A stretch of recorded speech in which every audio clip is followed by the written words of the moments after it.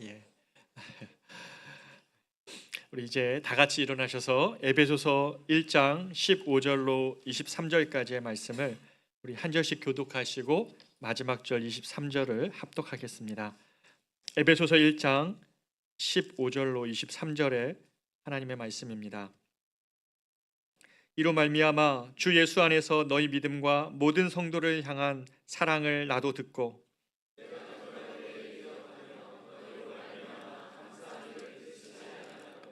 우리 주 예수 그리스도의 하나님 영광의 아버지께서 지혜와 계시의 영을 너희에게 주사 하나님을 알게 하시고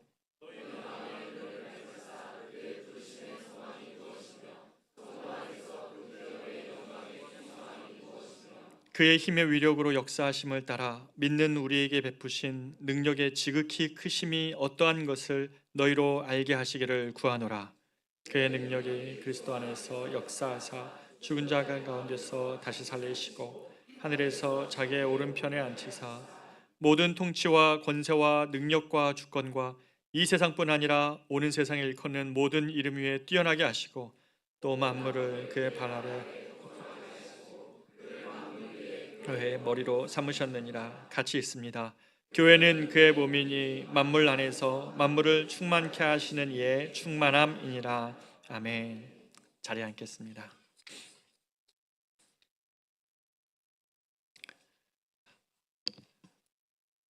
기도에 대한 영어적 표현은 prayer라는 것을 여러분 잘 알고 계실 겁니다. 그런데 이 기도의 언어적 기원은 이 prayer의 언어적 기원은 precaution이라는 단어에서 나왔다고 합니다. 다시 말해 기도라는 것은 위험이라는 이 precaution이라는 단어에서 유래되었기 때문에 기도란 우리 삶에 닥쳐오는 위기 속에서 하나님께 나아가 기도하면서 하나님의 도우심과 인도하심을 구하는 것이라고 1차적으로 정의할 수 있습니다. 우리 교회 중보기도팀이 있습니다. 중보기도 카톡방에는 우리 성도들이 제출해 주시는 기도의 제목들이 시시각각으로 올라옵니다. 중보기도 헌신자들이 그 기도의 제목을 같이 붙잡고 기도하는데요. 어떤 분은 편찮으신 아버지를 위해 기도하시는 딸의 기도가 올라오고, 어떨 때는 갑자기 찾아온 자신의 질병 앞에서 정말 하나님의 은혜를 구하는 마음으로 기도 요청을 하고 있는 우리 성도들의 기도 제목을 보고, 또 자녀의 방황이 끝나 하나님을 만날 수 있기를 기도하는 엄마의 기도의 제목들 이렇게 볼 때면 정말 그 기도 제목 하나하나를 놓고 기도의 시간에 주님께 나아가 기도하지 않을 수 없는 그런 기도의 제목들이 이렇게 올라옵니다. 주님은 우리가 무엇이 필요한지 이미 다 아신다고 말씀하셨습니다. 그러나 동시에 주님은 때로 우리가 간구할 때까지, 정말 기도의 무릎을 꿇을 때까지 기다리심을 성경은 또 말씀하십니다. 주님이 우리를 기다리고 계신다는 것, 우리의 기도를 기다리고 계신다는 이 원리를 우리가 절대 잊어서는 안 됩니다. 성도의 삶에 기도가 소중한 이유인 것이죠. 지난 금요일 날 우리 교회 권사님의 그 어머님 병상 세례를 집례하고 돌아왔습니다. 세 딸이 그렇게 사랑하는 마음으로 평생 엄마의 구원을 위해 오랫동안 기도해 오셨는데요. 드디어 어머님이 예수님을 영접하게 된 것이죠. 몸이 불편하셔서 저희 교회 영상 예배를 통해 계속 예배를 드리시다가 이제 세례를 받게 되는 너무나 귀한 자리였던 것입니다. 그런데 이 자리에 이 세 따님의 오랜 기도뿐만 아니라 어머님의 구원을 위해 지인이신 한 분이 지난 30년 동안이나 기도해 오신 한 권사님이 오셔서 간증을 하시는데 제가 마음에 참 감동이 되었습니다. 구원하심이 주님께 있음을 우리가 알기 때문에 포기하는 것이 아니라 선을 행하되 낙심하지 않으면 때가 이름에 이루리라는 주님의 이 약속의 말씀이 마치 살아 움직여서 그난 30년의 시간을 뒤로하고 어머님이 예수님을 영접하고 세례를 받는 그 자리는 너무나 은혜가 되고 너무나 감동이 되었습니다. 어머님이 이렇게 얘기하시는 거예요. 목사님, 자그마한 목소리셨는데 내 평생에 오늘이 가장 좋아요. 이렇게 말씀하시며 우리 자녀들과 합쳐지게 되었잖아요. 이렇게 말씀하셨어요. 합쳐지게 된다는 말에 여러 가지 의미가 있으셨겠지만 이제 딸들과 같은 신앙을 갖게 되었다는 것에 대한 어머니의 그런 고백이었는데 제가 참 은혜가 되었습니다. 구원하심은 주님께 있지만 주님이 우리의 기도를 들으시고 응답하신다는 그것을 참 볼 수 있었던 참 은혜의 시간이었습니다. 오늘 본문에서 사도 바울은 에베소서 1장을 마무리하면서 지금 기도를 하고 있습니다. 로마의 감옥에서 이제 갓 생겨난 저 에베소 교회 성도들을 생각할 때, 그리고 그들의 구원을 위한 삼위 하나님의 역사하심을 생각할 때 바울은 하나님께 지금 기도의 무릎을 꿇지 않을 수 없었던 것입니다. 그러면서 바울의 기도는 감사로 시작이 되고 있습니다. 그가 갇힌 감옥에까지 누군가 전해준 소식이 있었는데, 이 에베소 성도들이 두 가지 측면, 예수님을 향한 믿음과 그리고 서로를 향한 사랑 안에 그들이 거하고 있다는 사실이 바울에게 들렸기 때문이었습니다. 바울이 전한 복음에 있어서 최고의 열매는 바로 이것이었죠. 복음을 전하고 난 다음에 기대할 수 있는 최고의 열매는 바로 이 두 가지인 것이죠. 저 역시 우리 교회 성도들 한 명 한 명들이 신앙생활하면서 주님에 대한 믿음이 자라가고, 또 그 믿음뿐만 아니라 서로를 향한 사랑 안에서 굳건히 서가고 있고 그렇게 섬기고 있는 이야기들이 들려올 때마다 정말 감사한 마음이 제 마음에 가득합니다. 바울이 전한 복음의 이 최고의 열매였던 이것, 위로는 예수님을 향한 믿음의 성도들이 서 있고, 서로는 옆으로는 서로를 향한 사랑으로 세워져 가는 이 에베소 교회를 생각할 때 바울은 정말 감사하고 또 감사했습니다. 그래서 자기의 마음을 어떻게 표현하냐면, 내가 너희를 생각할 때마다 너희로 말미암아 감사하기를 그치지 아니하고. 사도 바울 마음 안에 사람들이 만나는 여러 인생의 풍파들이 많이 있는데, 어려움들이 있는데, 성도들이 주님을 향하여 믿음을 발휘하고 또 성도들이 서로를 향하여서 믿음의 파손을 당하거나 또는 위험이 닥치거나 곤란이 닥친 성도들을 볼 때마다 서로를 사랑하고 섬기며 같이 가자고, 일어나라고, 주님을 다시 한번 의지하라고 이렇게 서로를 권면하는 그 사랑의 모습들이, 섬김들이 가득할 때 사도 바울은 그 마음에 감사하지 않을 수 없었던 것이죠. 교회가 이 복음의 토대 위에 건강하게 자라면 바로 이 두 가지 차원이 나타나는 것입니다. 성도들이 주님을 향한 믿음이 자라나는 것이죠. 그리고 서로를 향한 사랑으로 충만해지는 것입니다. 하나님 사랑과 이웃 사랑입니다. 믿음과 행동의 두 차원인 것이죠. 교회는 십자가를 묵상할 때에 우리를 향하신 주님의 사랑 때문에 믿음이 커져가는 것이고, 동시에 이 십자가가 향하고 있는 이 세상을 향한 그 사랑을 성도들 마음 안에 새기는 것이죠. 언제나 그렇습니다. 이 믿음과 사랑 위에 소명도 세우고 비전도 세우는 것입니다. 교회뿐 아닙니다. 개인도 마찬가지입니다. 우리는 예수님을 향한 믿음에서 더욱 자라가야 됩니다. 믿음은 자라가는 것입니다. 머물러 있는 것이 아닙니다. 주님을 향하여 일양 한 소망을 품고 더욱 주님을 찬송하는 믿음의 삶이 있습니다. 절대로 믿음을 그냥 그 자리에 두지 마시고, 주여 나의 믿음을 도우소서, 나의 믿음을 주여 주님 위에 주님께로 더 크게 자라갈 수 있도록 도와달라고, 동시에 내 옆에 지체와 또 이 세상의 동료 인간들을 향한 한없는 사랑과 긍휼에서 자라가야 됩니다. 이 하나님을 향한 믿음과 그리고 사람을 향한 긍휼과 사랑에서 자라가는 것이 여러분과 저의 믿음의 매일매일의 점검표여야 됩니다.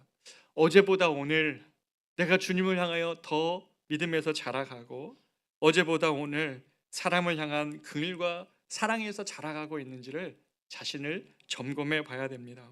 만약 우리 자녀가 예수님을 향한 믿음이 자라가고, 또 자녀가 어떤 어렵고 힘든 사람을 볼 때마다, 또 서로를 향해 볼 때마다 긍휼과 사랑의 마음을 가지고 있는 것을 보이면 그것보다 기쁜 일이 없을 것 같습니다.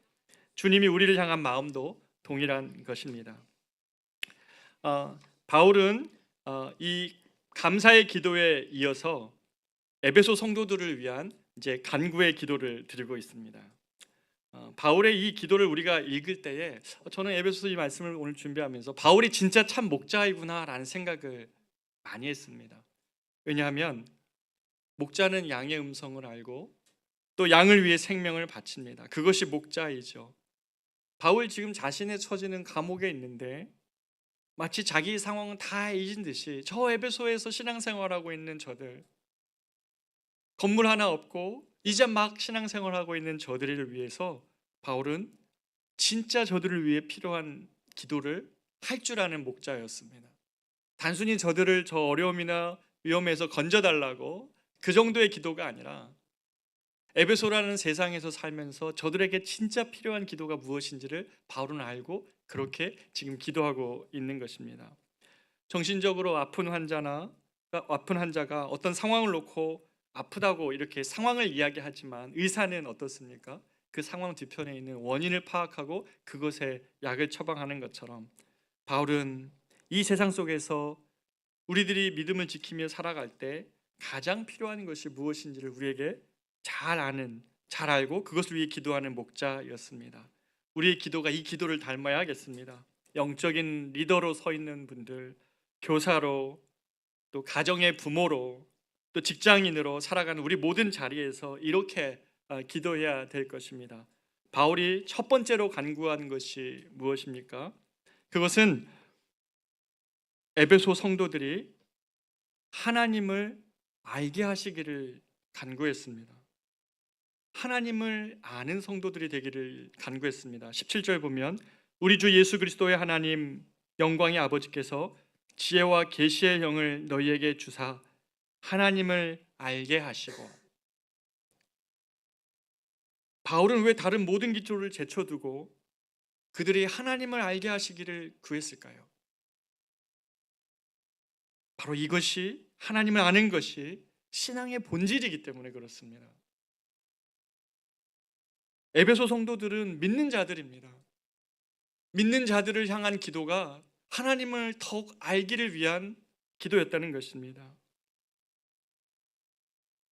신앙은 믿음 안에서 하나님을 깊이 알아가는 것입니다. 하나님을 깊이 알아가는 것이 신앙의 본질이라는 것입니다. 하나님을 알아가기 때문에, 그 하나님 때문에 그 믿음이 또한 굳건해지는 것, 바로 이것이 신앙입니다. 그래서 믿는다 하면서도 예수의 향기가 전혀 안 나는 사람들이 있는 이유가 무엇입니까? 그것은 하나님을 깊이 알아가는 신앙생활이 그에게 없다는 증거입니다. 하나님을 알면 그 하나님 때문에 사람은 변합니다. 그 하나님 때문에 자신의 인생을 바꿉니다.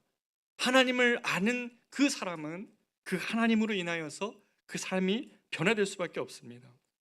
우리가 하나님을 알지 못한 채는 하나님을 섬길 수가 없습니다. 하나님이 어떠한 분인지 알지 못한 채 내는 열심에는 오류가 있을 수밖에 없습니다. 열심을 내면 낼수록 문제가 생깁니다. 누구보다 바울이 그랬습니다. 그는 하나님을 알지 못한 채 하나님을 섬기다가 하나님의 아들 예수께서 피로 사신 자들을 죽이고 교회를 핍박하는 자리에 섰던 것이 바울이었기 때문에 그렇습니다. 하나님을 안다는 것, 이것은 무엇입니까? 하나님을 안다는 것은 하나님의 마음을 안다는 것입니다. 하나님의 마음을 알아차려서 그 하나님의 마음을 마음에 품고 세상을 바라보는 것이 하나님을 안다는 의미입니다. 하나님의 마음을 알아차리는 신앙생활, 하나님이 나의 삶과 지금 나의 인생과 나의 직장의 지금 이 상황과 형편 속에서, 또 우리 가정의 이 형편 속에서 주님이 나를 향하신 주님의 마음이 무엇인가, 그것을 아는 것이 하나님을 아는 것입니다. 사실 이것은 죄와 탐욕으로 물든 우리 마음 안에는 자연스러운 것이 아닙니다. 그래서 신학자 라이논드 리버는 불가능의 가능성이라고 했습니다. Impossible possibility, 이렇게 표현했습니다. 내 스스로는 탐욕과 죄로 물든, 그리고 마음 안에 있는 이 상태로는 도대체 주님의 마음을 알 수 없고 주님의 뜻 이루며 사랑하며 살아갈 수 없지만, 성령께서 주님의 마음을 우리 마음에 부어주셔서 우리가 그 일을 감당할 수 있게 하는 것, 바로 이것이 주님의 마음을 알고 주님을 아는 것이죠.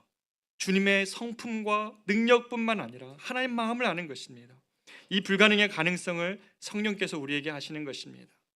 지혜와 계시의 영이신 성령이 우리 안에서 하나님의 마음을 부어 주시는 것이지요. 이것이 하나님을 아는 것입니다.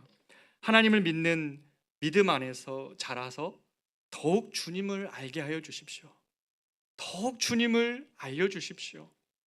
더욱 주님의 마음을 부어달라고, 우리 가정을 향한, 이 지금 깨어져 있는 이 가정을 향한 주님의 마음을 알려주옵소서.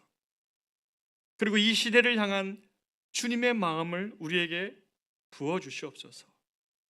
우리가 눈에 보이지 않는 주님이시지만 이 시대에 고통받는 자들을 섬김으로 주님을 사랑할 수 있기 때문에 주님의 마음을 더욱 우리에게 부어주셔서 주님의 몸된 교회가 당신의 뜻을 이루는 일에 우리의 걸음을 사용하여 주십시오라고 기도하는 것이죠. 그리고 하나님에 관해 배우십시오. 신앙에 있어서 배움의 요소를 여러분 무시하면 안 됩니다. 배움의 토대 위에 믿음의 도약을 할 수 있습니다.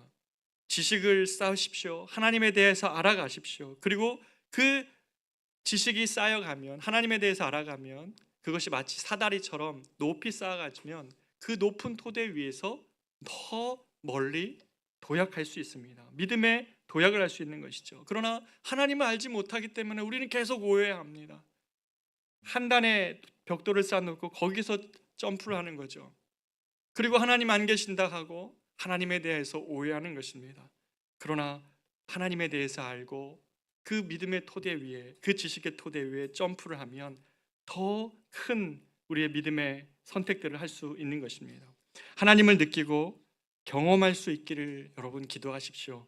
하나님은 살아계신 진리입니다. 마치 귀에 말씀하시듯 찾아오시는 하나님, 영광스러운 하나님의 임재를 이 예배의 자리에서, 그리고 여러분이 간절히 기도하는 여러분의 가정에서, 직장에서 우리가 하나님을 알아가야 됩니다.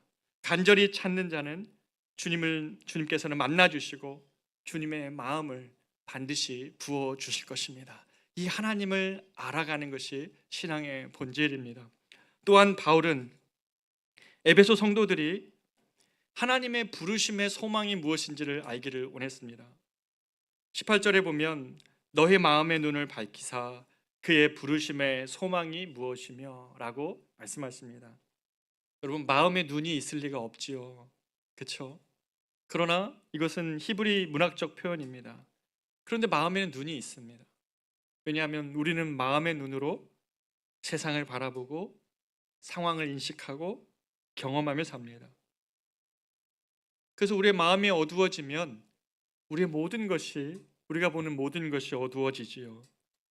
눈에 무엇인가가 끼면 세상도 흐릿하게만 보입니다. 그래서 세상을 바로 인식할 수 있는 능력을 잃어버립니다. 우리의 죄가, 또 우리의 탐욕이 우리의 눈을 가리울 때가 대부분입니다. 탐욕으로 가득 찬 마음은 하나님의 우리를 부르신 뜻을, 그 부르심을 인식할 수가 없습니다. 바울은 자신의 눈에 비닐 같은 것이 벗기워졌을 때에만 드디어 자신의 부르심이 종교적 열정에 의해서 뜻이 다른 사람들을 잡아 죽이는 그러한 인생으로 부르신 것이 아니라 예수 그리스도의 이 한없는 용서와 사랑을 열방에 전하고 그들로 하여금 예수 그리스도를 주라 고백하는 이 위대한 일에 자신을 부르셨다는 사실을 사도 바울이 비로소 깨닫게 되었습니다. 죽음으로 부르신 것이 아니라 생명으로 부르셨다는 사실을 알게 된 것이죠. 그런데 이 부르심 따라 산다고 이 사도 바울이 더 좋은 삶을 사는 것은 아니었습니다. 사도 바울이 배고팠고 장애물도 만났고 또 때로 잠도 못 잤고 오해받고 매질도 당했습니다. 남들이 가지 않는 좁은 길도 갔죠. 그러나 바울의 삶을 위대하게 만든 것은 그가 처한 환경 때문이 아니라 그가 소명을 따라 살아갔기 때문에 그의 삶이 위대했습니다. 여러분, 소명의 삶이 우리의 삶의 자리를 위대하게 합니다. 사람이 위대한 것은 그가 가지고 있는 것 때문에 위대한 것이 아니라 그가 자신의 삶의 자리를 소명의 자리로 인식하며 무엇인가를 그 소명 때문에 놓을 수 있고, 무엇인가 저 사람은 그 소명 때문에 자기가 가진 것을 버릴 수 있는 용기들이 보일 때마다 그 사람에게도 느껴지는 아우라, 그리고 감동이 바로 이 소명을 가진 자의 삶이죠. 목회자인 제가 소명의 삶을 살고 있는 것이 느껴지지 않는다면 제게서 목회자의 향기는 나지 않을 것입니다. 그러나 소명을 갖고 살아간다면 어떤 사도 바울이 경험했던 여러 가지 어려움이 있을지라도 그것이 우리의 소명을, 또 우리의 삶의 자리를 초라하게 만들지 않습니다. 소명은 우리의 작은 삶을 위대하게 만듭니다. 비록 작은 내 삶이지만 하나님의 나라가 이 땅 가운데 이루어지고 하나님의 뜻이 이 땅 가운데 온전히 이루어지는 일에 우리의 삶을 잇대어서 그렇게 살아가는 성도의 삶은 비록 작더라도 당당한 기계와 그리고 당당함이 있는 것이죠. 하나님은 누구에게나 그 부르신 뜻이 있으십니다. 하나님께서 마음의 눈을 밝혀주시면, 우리 가정을 새로운 눈으로 보게 하신다면, 나를 힘들게 하고 아프게 하는 자녀 역시 내게 맡겨진 소명의 자녀입니다. 우리 가정에 깨어진 문제가 있지만 기도할 수 있는 여러분 한 사람이 있다면 여러분의 가정도 하나님의 맡겨주신 소명의 자리라는 것입니다. 소명으로 인식하면 우리는 포기할 수 없고 끝까지 사랑으로, 지혜로 자녀와 가정을 일으킬 것이라는 바로 이 소명의 마음으로 우리가 삶의 자리에 설 수 있는 것입니다. 소명은 또한 우리의 일터를 바꾸죠. 나의 일로 어떻게 주님을 섬길 수 있을지 하나님께 들고 나아가서 묻게 되는 것입니다. 주님, 내가 제 일터에서 무엇 하기를 주께서 원하십니까? 주님, 나의 이 삶의 자리에서 내가 주님께 무엇 하기를 원하십니까? 그것이 정말 소명으로 여겨지면 바울처럼 곤란과 역경, 잠 못 잠과 배고픔이 비록 있다 할지라도 견딜 수 있는 힘을 바로 주님이 주시는 것입니다. 주님은 마태복음 28장 마지막에서 제자들을 세상 가운데로 보내시면서 내가 너희와 영원히 함께 있을 것이라고 소명을 주시면서 약속해 주셨습니다. 그렇기 때문에 소명자는 절대로 내 앞에 배고픔이 있고 장애물이 있고 그리고 어떤 문제를 만났고 잠 못 자는 일이 있다 할지라도 낙심하지 않습니다. 그리고 소명자에게는 아침에 일찍 일어날 수 있는 열정을 주님이 주십니다. 사랑하는 여러분, 왜 여러분의 삶에 열정이 없습니까? 어디서 그 열정을 잃어버렸습니까? 왜 여러분의 삶이 작아졌습니까? 시간이 지나고 나이가 많아져 가면 따라 우리의 삶의 자리가 그 소명의 자리가 되지 않아서 열정도 다 식고, 그래서 우리의 삶의 자리가 어떤 의미가 없는 너무 초라한 자리처럼 여기고 있지는 않습니까? 정오의 열기처럼 뜨거운 인생을 살 때는 하나님을 알지도 나를 부르신 뜻도 사람은 알 수가 없지만, 그러나 바울처럼 주님을 알고 나면 나를 채운 모든 것이 배설물 같은 것이라는 것을 아는 인식 속에서 바울은 자신의 인생을 부르신 뜻을 쫓아 살아가는 인생이 되기를 구했습니다. 사업하다 어려움에 봉착했습니까? 공부하다가 어려움에 지금 처해 있습니까? 원했던 길이 아닙니까? 가정의 위기가 찾아왔습니까? 여러분의 삶의 자리를 하나님이 여러분을 부르신 자리로 인정하십시오. 그 소명의 길을 하나님이 결코 혼자 가게 하지 않으실 것입니다. 소명의 삶은 버거운 짐이 아니라 우리의 마음과 몸이 일치되는 상쾌한 삶이며, 또 어려운 난관과 어려움도 이겨내는 영혼의 힘을 가진 삶입니다. 그 부르심으로 우리들의 삶의 자리가 위대해지기를 원합니다. 성도는 결코 작지 않습니다. 우리의 탐욕이 우리를 작게 만들 뿐입니다. 그러나 하나님의 부르심은 우리의 삶을 매우 가볍게 만드는 것입니다. 하나님의 위대한 꿈을 가지고 작은 일에 헌신하십시오. 하나님의 위대한 꿈을 가지고 여러분의 삶의 자리에 헌신하십시오. 그럴 때 하나님은 여러분의 삶의 자리를 위대하게 만드실 것입니다. 그렇게 소명의 삶을 가지고 살아가는 자 마음 안에 하나님은 큰 영광을 받으십니다. 주님은 우리를 기대를 가지고 계신다는 사실. 그래서 저 에베소에서 건물 하나 없는, 그리고 아무런 작은 신앙을 가지고 있는 저들이지만 하나님이 너희의 마음의 눈을 밝히사 너희를 부르신 주님의 뜻을 알기를 원했던 것이 사도 바울의 기도였던 것입니다. 세 번째로, 바울은 성도를 위한 기업의 영광의 풍성함을 그들이 알고 살기를 기도했습니다.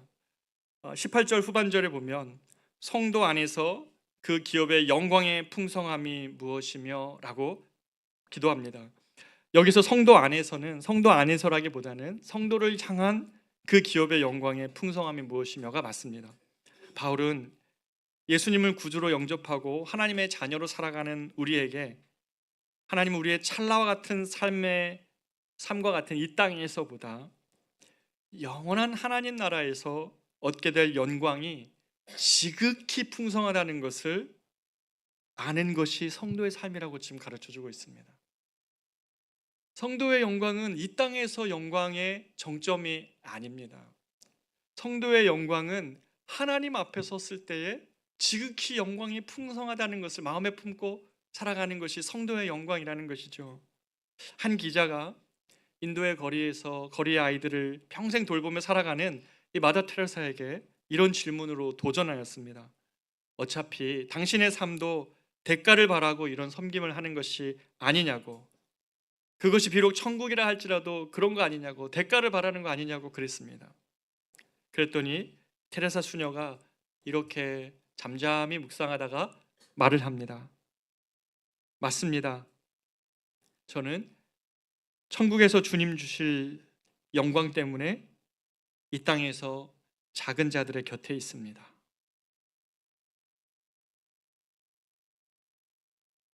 자신의 영광의 정점을 어디서 보느냐, 이것이 성도를 성도답게 합니다.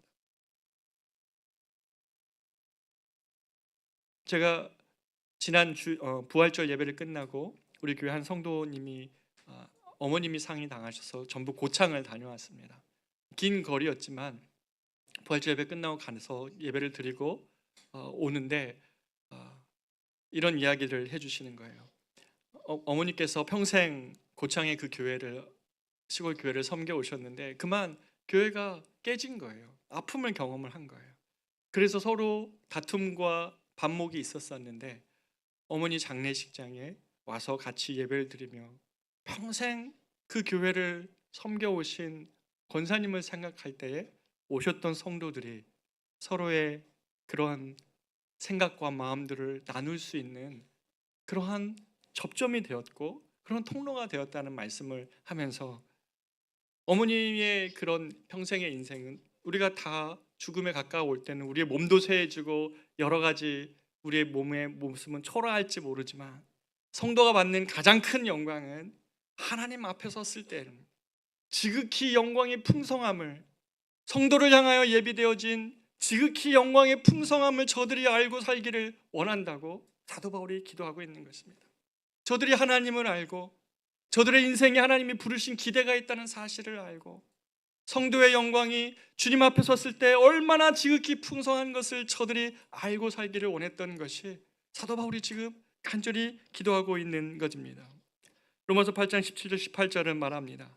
자녀이면 또한 상속자 곧 하나님의 상속자요 그리스도와 함께한 상속자니 우리가 그와 함께 영광을 받기 위하여 고난도 함께 받아야 할 것이니라. 생각하건대 현재의 고난은 장차 우리에게 나타날 영광과 비교할 수 없도다. 하나님의 나라는 세상 나라와 가치가 전복된 나라입니다. 만약에 하나님 나라가 이 세상 영광의 나라와 똑같다면 여러분, 그 하나님 나라는 우리가 그렇게 소망할 나라가 아닙니다. 그러나 현재 세상의 영광이 하나님의 나라의 영광과 1대1로 매치되지 않습니다. 오히려 십자가는 세상 속에서는 참혹한 형벌의 상징이었지만 하나님 나라에서는 하나님의 위대한 사랑의 표현이자 영광이었습니다. 하나님 나라에서 영광을 받고자 하는 삶에는 어찌 보면 고난이 따를 수 있습니다. 그러나 역설적이게도 그 고난이 하나님 나라의 영광을 더 사모하게 하고 더 충성스럽게 합니다. 그 하나님 나라에서 받을 영광이 지극히 풍성하다는 것을 알기 때문에 이 세상 영광에 굴복하지 않고 살아갈 수 있는 것이 성도 안에 주시는 하나님의 이 영광에 대한 비전이고 소망인 것입니다. 주님께서 이 시간 믿음을 가지고 살아가는 우리들을 향해서 새로운 눈을 이 시간 열어주시기를 진심으로 축복합니다. 그리스도인들이 고난당하는 것을 좋아해서가 아니라 하나님께서 하나님 나라의 풍성한 영광이 성도를 향해 기다리고 있다는 사실을 알려주셨기 때문에 성도는 다른 걸음을 걷습니다. 이 세상 영광에 충성하는 것이 아니라 주님의 나라의 영광에 충성할 수 있는 성도들로 자라가는 것입니다.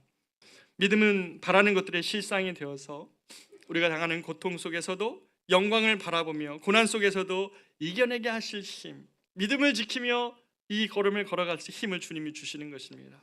성도가 바라야 될 가장 영광스러운 때가 이 땅이 아니라 하나님 앞에서임을 여러분과 제가 인식하고 기억하며 살 수 있기를 축복합니다. 마지막으로 바울은 하나님께서 우리에게 베푸신 능력에 지극히 크시다는 사실, 이것을 알고 성도가 살아이기를 간구했습니다. 여러분, 19절에 보면 그의 힘의 위력으로 역사하심을 따라 믿는 우리에게 베푸신 능력의 지극히 크심이 어떠한 것을 너희로 알게 하시기를 구하노라. 사도 바울이 이렇게 기도하고 있는데요, 오늘날 우리가 하나님에 대해서 바르게 보고 알지 않으면 우리는 하나님이 이 세상 속에서는 힘이 없는 신처럼 여기고 살게 될 것입니다. 하나님에 대한 축소주의적 신앙은 하나님을 그냥 내 마음 평안하게 하는 분, 또는 도덕적으로 따를 모범 정도로 여기고 살게 합니다. 그러나 우리는 이것에 저항해야 됩니다. 우리는 하나님에 대해서 바로 알아야 됩니다. 하나님은 가히 비교할 수 없는 지극히 큰 능력과 권능을 가지신 하나님이십니다. 바울은 하나님의 능력이 예수를 죽은 자 가운데서 일으키셨고 살리셨다고 말씀하십니다. 그리고 바로 그 능력으로 성도 안에서 그 능력이 역사하여 우리를 죄와 사망에서 건져내셨다고 말씀하시고 선포하고 있습니다. 죽은 것에 생기를 불어넣으시는 능력으로, 하나님은 모든 죽어가는 것에 생명을 주시는 능력으로 우리 안에서 우리와 함께 하시는 하나님이십니다. 하나님의 능력이 우리 안에서 우리와 동행하고 계신다는 사실입니다. 모든 죽어가는 것에 생명을 불어넣으시는 주님의 능력이 성령을 통하여 우리와 함께하고 계신다는 이 사실을 우리가 정말 믿는다면 어찌 우리가 낭망합니까? 어찌 우리가 그냥 초라한 우리의 삶으로 우리의 삶을 포기합니까? 우리 안에 계신 이 하나님의 능력을 우리가 믿어야 할 것입니다. 하나님은 죽은 자에게 생명을 주시는 하나님이실 뿐만 아니라 부활하신 예수님을 이제 하나님 보좌 우편에 앉히시고 모든 통치와 권세와 능력과 정사와 이 세상뿐 아니라 오는 세상에 일컫는 모든 이름 위에 뛰어나게 하시고 또 만물을 그 발 아래 복종하게 하셨습니다. 하나님의 보좌 우편에 앉으신 예수 그리스도는 이 세상의 권세와 능력 주권뿐만 아니라 세상 주관자인 사단의 능력과 사단의 모든 권세와 주권까지도 자신의 발 아래 복종하게 하시며 다스리고 계신다고 성경은 우리에게 증언하십니다. 예수께서 죄와 악을 이기시고 그것을 발 아래 두셨습니다. 이 믿음의 눈을 하나님이 열어주시기를 바랍니다. 이걸 우리가 하나님의 은혜 가운데 믿음의 눈으로 바라볼 수 있다면 우리가 절대로 죄와 악에 굴복하며 그 길에 서지 않을 용기를 주님이 주십니다. 죄와 악을 밟고 서 계신 주님을 믿음의 눈으로 바라보십시오. 성도의 삶이 죄와 악에 관영한 세상 속에서 적당히 타협하는 삶이 아니라 그 죄와 악을 밟고 서 계신 예수 그리스도로 인하여서 마지막 날 주님의 나라가 이 땅에 온전히 임할 때까지 죄와 악의 편에 서지 않고 의와 선에 설 용기를 하나님이 교회에 주시는 것입니다. 그리고 성도들에게 주시는 것입니다.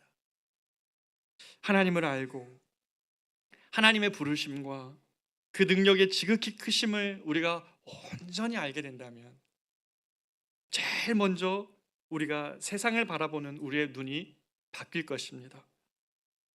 활짝 핀 봄날의 꽃을 보면서 창조주의 솜씨를 찬양하는 마음이 우리 안에 열릴 것입니다.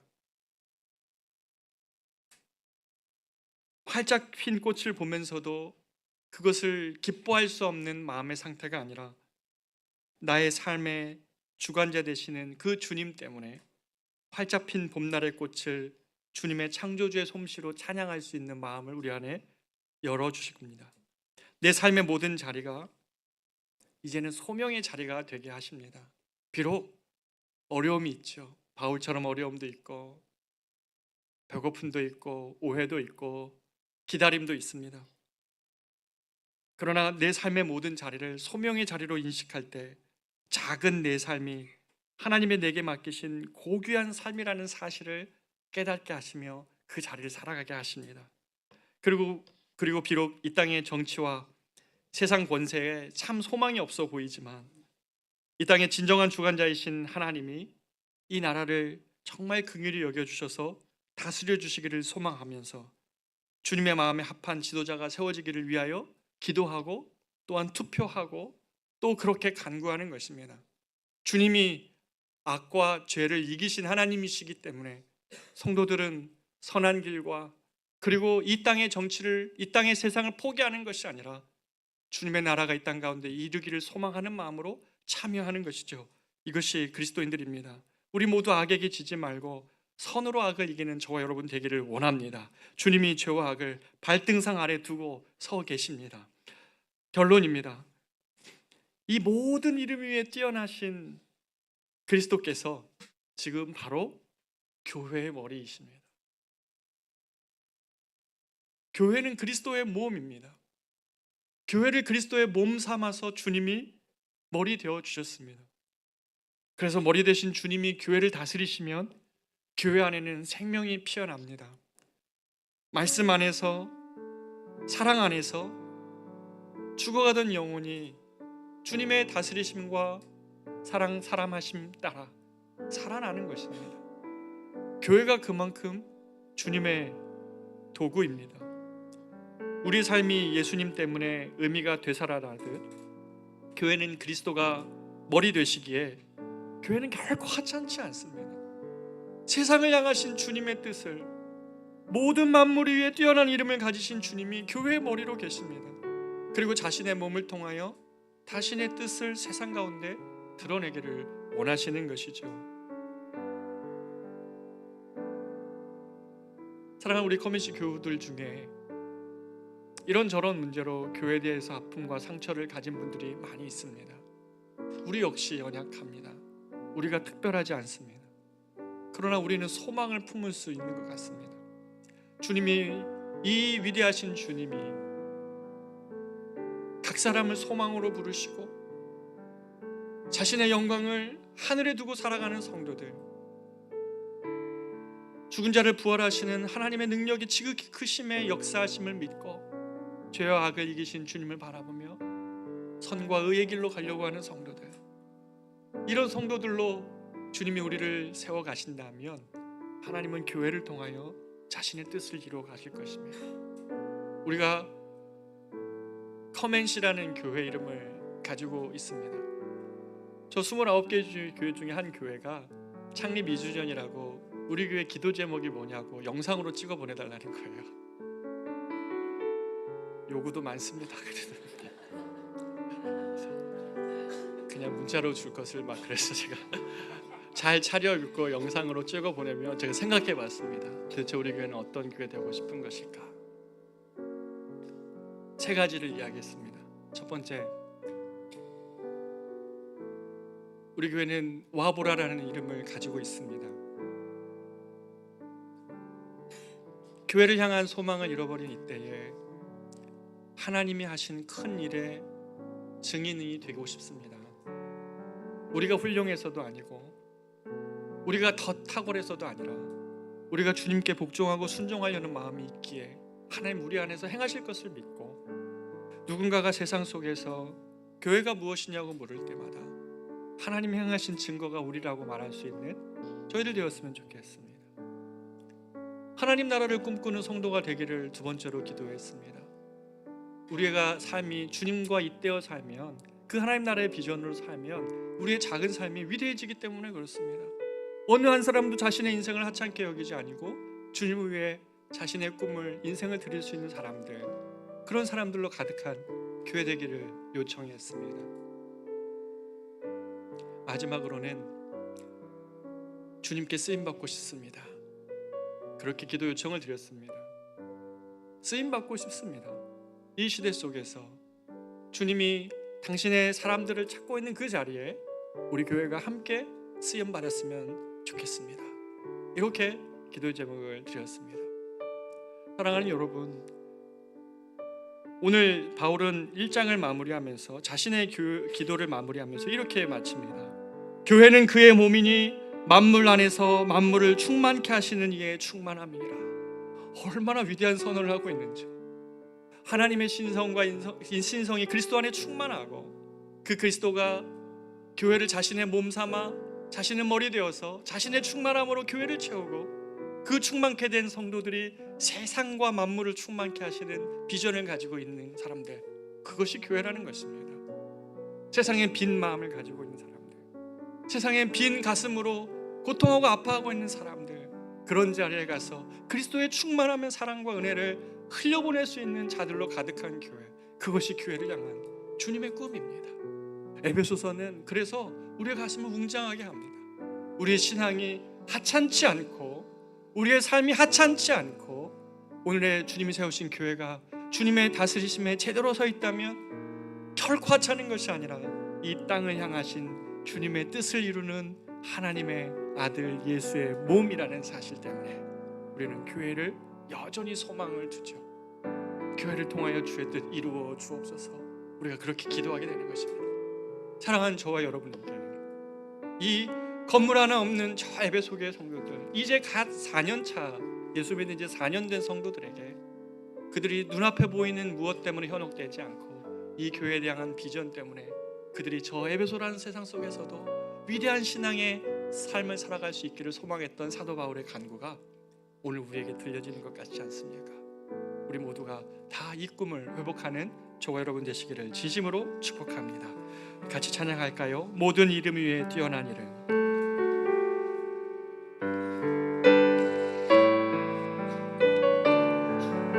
모든 이름 위에, 모든 이름 위에 뛰어난 이름, 예수는 주, 예수는 주. 모든 무릎 꿇고 경배를 드리세. 예수는 만유의 주님. 모든 이름 위에 뛰어난 이름, 예수는 주, 예수는 주. 모든 무릎 꿇고 경배를 드리세. 예수는 만유의 주님. 예수는 주, 예수는 주. 온 천하 만물을 걸어 그 보좌 영광을 돌리세. 예수, 예수, 예수는 주, 예수는 주, 예수는 주. 온 천하 만물을 걸어 그 보좌 영광을 돌리세. 예수, 예수, 예수는 주. 사랑하는 여러분, 오늘 이 말씀을 부엽잡고 우리 같이 한번 기도하기를 원합니다. 주님을 더욱 알게 하여 주옵소서. 단순한 믿음의 고백을 넘어서 살아계신 진리이신 주님을 내 삶의 모든 자리에서 경험하며 알게 하여 주시옵소서. 식어져가고 하나님 냉랭해져가는 나의 가슴을 다시 한번 일으켜 주셔서 살아계신 주님의 말씀을 하나님 정말 생명의 말씀처럼 내가 듣게 하여 주셔서 주님을 나에게 보여 주옵소서. 나의 무지와 오해를 벗고 주님을 바르게 보고 찬양하게 하여 주시옵소서. 나의 영광의 가장 아름다운 때는 주님 앞에 설 때가 되게 하여 주옵소서. 주님과 함께 고난받기를 두려워하지 않을 용기 주시고 죄와 악을 이기신 주님을 생각하며 의와 선의 길로 갈 수 있도록 주님 도와달라고 우리 같이 한번 오늘 말씀을 가지고 기도하기를 원합니다. 기도하겠습니다. 존귀하신 하나님 아버지, 오늘 예배소의 말씀을 가지고 하나님 우리 가운데 모든 이름이 뛰어나니 이제 마음 신앙생활하고 저 예배소에서 예수님 하나님 예배소 성도들을 향하여서 무릎을 꿇고 주님을 간절히 간구하는 것을 저들이 하나님을 알게 하여 주옵소서. 이 기도가 오늘 하나님 이 성도를 향하신 주님의 기도가 하나님 아버지 생각됩니다. 우리가 주님을 알지 못하기에 하나님 오해하고 주님을 알지 못하기 때문에 하나님 아버지 우리 하나님 아버지 예수님 주여 우리가 주님을 만나기를 원합니다.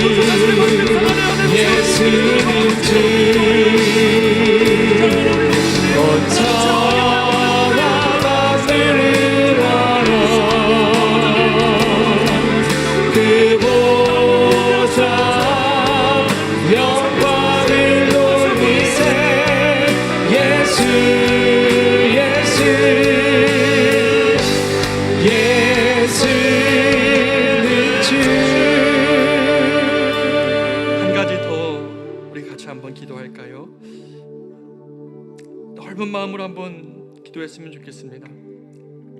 주님, 이 땅의 교회를 긍휼히 여겨 주십시오. 이 땅의 교회가 주님의 방법이 아닌 다른 길로 걸어왔던 결과가 오늘날의 모습일 것입니다. 교회의 위대한 비전이 우리의 세력의 확대나 우리가 가지고 있는 힘의 크기로 세상에 증명하는 것이 아니라 자신의 영광을 하나님 나라에 둔 교회가 능력이 있는 것이고, 자신의 작은 삶을 소명으로 생각하는 성도들로 가득 찬 교회가 능력인 것이지요. 하나님을 알아가는 것 때문에 감격하며 자신의 삶의 자리에서 주님을 아는 기쁨의 찬양의 노래를 부를 수 있는 자리들이 교회인 것입니다.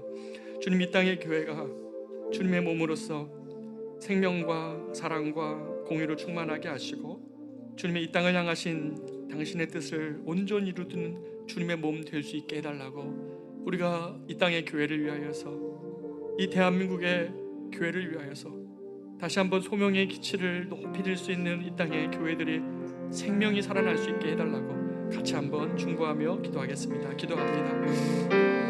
존귀하신 아버지 하나님, 만물 위에 뛰어나신 주님이 하나님 자신의 몸 삼아서 자신의 뜻을 모든 이루기 위하여 하나님을 불러주시옵소서. 하나님, 교회는 주님의 몸이니 만물 안에서 만물을 충만케 하시는 자의 충만이라고 말씀하셨습니다. 하나님 아버지, 땅의 교회, 하나님 아버지, 우리 커뮤니티 교회는 다만 이 땅의 모든 교회가 다시 한번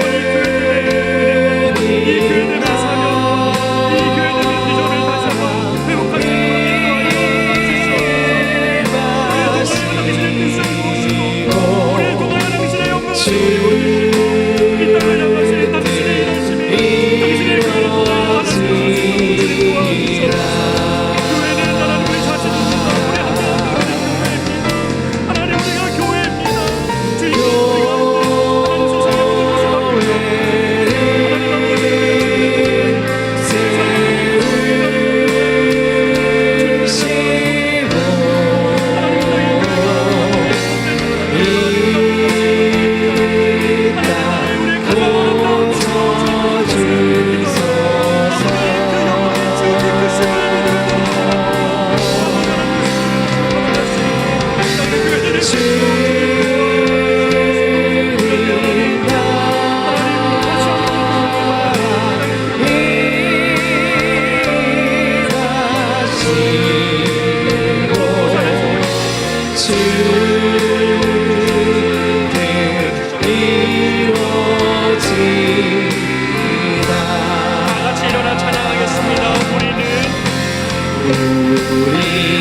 우리는 주의 백성이오니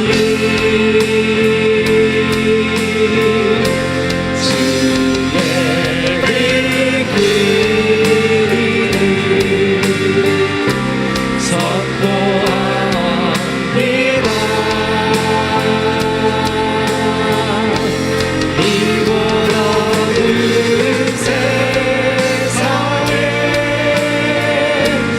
빛으로 부르셨네. 주의 얼굴 구할 때 역사하소서. 교회를 세우시고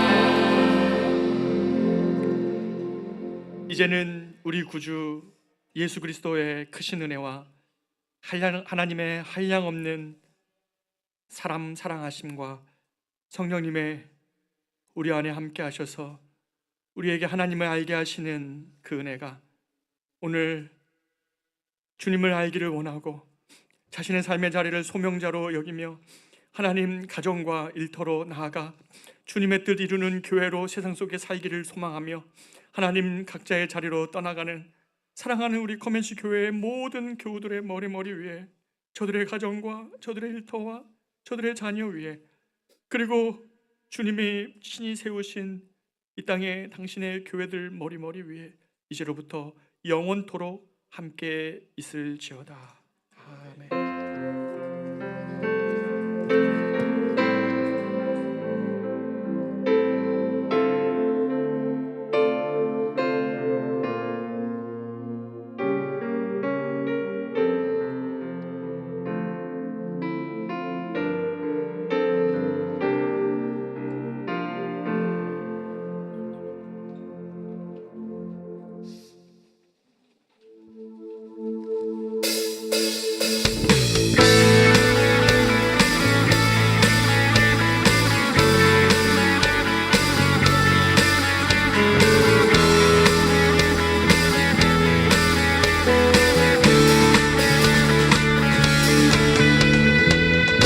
예수 열방의 소망, 예수 우리의 위로자, 주는 온 땅의 영원한 소망.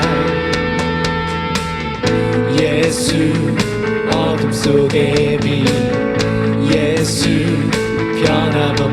비치리 주님 온 땅에 빛이 되시네 우리 위해 죽으시고 다시 사신 생명의 주 우리 위해 죽으시고 다시 사신 생명의 주 주님만이 소망이요 변함없는 반석이라 주님만이 온 세상을 비추시네